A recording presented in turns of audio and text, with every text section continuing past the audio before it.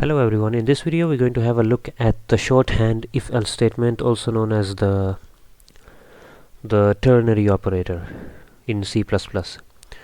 Now basically what a ternary operator is a shorthand way of writing an if statement. So if I have an if-else, okay, I want to know if x is greater than or smaller than some number, or let's say, keep it simple, let's check if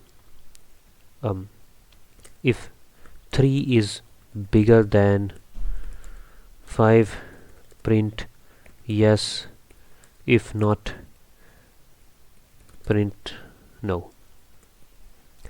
Okay, so how would we do this? Obviously we can just go ahead, normal if statement, we can say 3 greater than 5. How do we do it? 3 is bigger than 5. If that's true, then you're gonna see out true, or we're gonna say see out yes, else, and see out no. But if we want to do it shorthand, the way to do it is like this. We would have a condition here, and then you would have a question mark, and then you would have the true part, and you would have the false part. Okay, simple as that.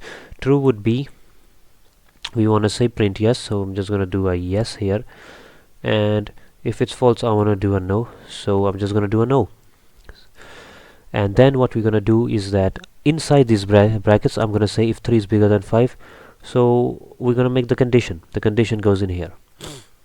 Alright, so the condition would be 3 is greater than 5, and if that is true then it's going to print out yes, if it's not then no. Now you could actually, this would return, it would return yes or it will return no.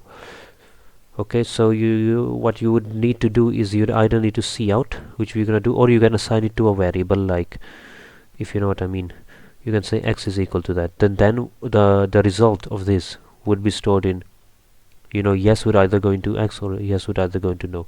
So we're just gonna keep it simple. We're just gonna do it like that. See out x, and we have an error. X, oh yeah, we are dealing with C++, so if you are doing that, then you need to declare the data type, and we do string, because yes and no are strings. It's gonna return a string. So you can see no, 3 is not bigger than 5. And if we didn't want to do all of this, we want to do less lines of code, alright, then we can just go, we don't want to be so verbose, we can just do that here, and it looks much better.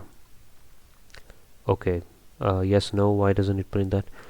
0 essentially is being printed because when the condition is false, then it's going to print out a 0. Alright, which would also work. Okay, I think it's working. I think it's something like this. No, it's not. Alright, if you know why it's printing out 0 and not yes or no, then you can let me know in the comments.